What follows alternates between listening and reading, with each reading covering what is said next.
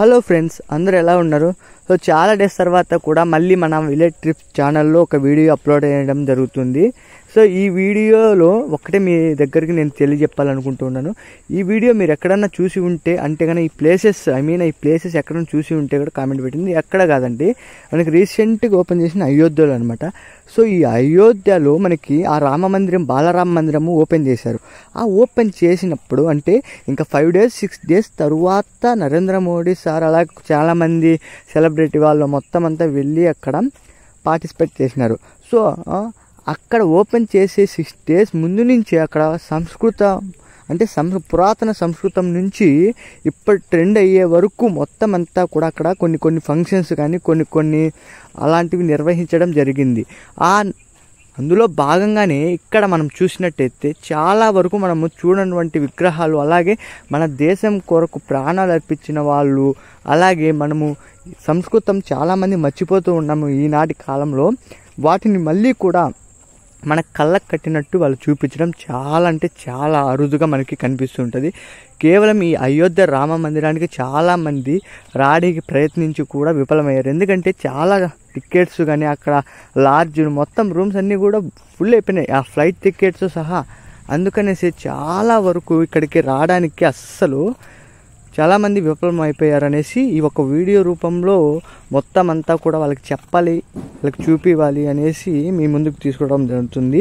ఇక్కడైతే చూడండి, మొత్తం అంతా ఆ విగ్రహాలు అన్నీ కూడా వాళ్ళు ఇక్కడ మొత్తం అంతా ఏర్పాటు చేయడం, మనకి తెలియని సంస్కృతి మొత్తం అంతా కూడా మనకి కళ్ళకు కట్టినట్టు వాళ్ళు చూపిస్తున్నారు. సో ఇలాంటి అరుదైన ఫంక్షన్స్ అలాగే అయోధ్యకి వచ్చి ఇక్కడ మనం చూస్తున్నామంటే ఎన్నో జన్మల పుణ్యమని అనుకోవచ్చు. ఇక్కడ చూస్తే చూడండి, మనకి శివుడు పార్వతి ఇక్కడ మనకి కనపడుతూ ఉన్నారు అన్నమాట.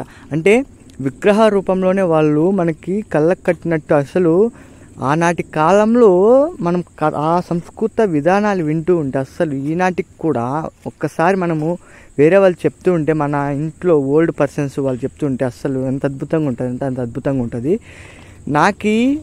మీకు ఏదో కొద్దిగా తెలియజెప్పాలి మన సంస్కృతం నుంచి అనేసి మట్టుకే నేను కేవలం ఈ వీడియో అప్లోడ్ చేయడం జరుగుతూ ఉన్నదనమాట. ఇక్కడ చూడండి, ఎన్ని అసలు మనము దాదాపు 7 days కంటిన్యూ తిరిగినా కూడా మొత్తం వీళ్ళు నిర్వహించిన ఫంక్షన్లు మనం చూడలేమన్నమాట. ఒక్క రాష్ట్రం నుంచే కాదు, పలు రాష్ట్రాల నుంచి తెలుగు ప్రజలు అలాగే మొత్తం అంతా కూడా కదిలి వచ్చారు ఇక్కడికి. వచ్చినప్పుడు వాళ్ళ మొత్తం కొంతమంది ఇండియా నుంచి కూడా వెళ్ళి పార్టిసిపేట్ చేయడం జరిగింది. మన ఇండియా కల్చర్ని చాలా వరకు కూడా మెచ్చుకోవడం జరిగింది. ఇక్కడ చూస్తే ఆ రావణాసుడు ఆ యొక్క శివుని కొండ ఎప్పుడైతే ఎత్తాడో అంత బలవంతుడైనా కూడా శివధనుస్సు విరచలేకపోయాడు అనమాట. అంటే ఆ రాముడు మట్టుకే ఆ శివధనుస్సుని ఎత్తడం జరిగింది.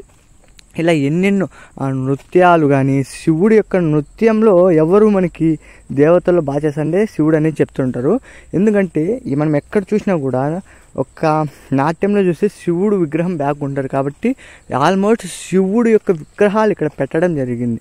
ఇంకా మెయిన్గా ఏం చెప్తామంటే, బాలరాముని విగ్రహం ఎన్నో కష్టాలు అంటే చాలా కొన్ని సంవత్సరాల నుంచి ఇక్కడ రామ మందిరం కట్టాలని ఎంతోమంది అనుకో వాళ్ళ ప్రాణాలు కోల్పోయి కోర్టుల చుట్టూ తిరిగి ఫైనల్గా మనకి నరేంద్ర మోడీ సార్ గారు ఇక్కడ మనకి చాలా కష్టంతో కూడుకొని ఇక్కడ ఈ యొక్క మందిరం నిర్వహించాడు. సో ఫైనల్గా మీరు చూశారు. సో ఈ వీడియో ఎలాగుందో మీరు కామెంట్ రూపంలో పెట్టండి.